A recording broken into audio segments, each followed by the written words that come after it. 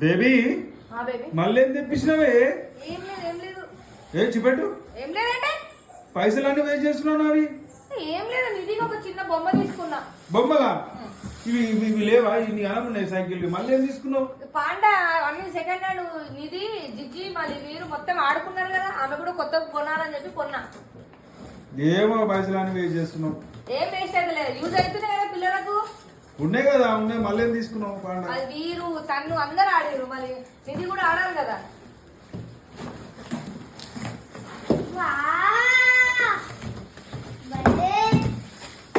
నువ్వు ఎంత మంచిగా ఉంది, ఊరికే ఏడుస్తూనే ఉండవు అది కొన్నా ఇది కొన్నా అని చెప్పి.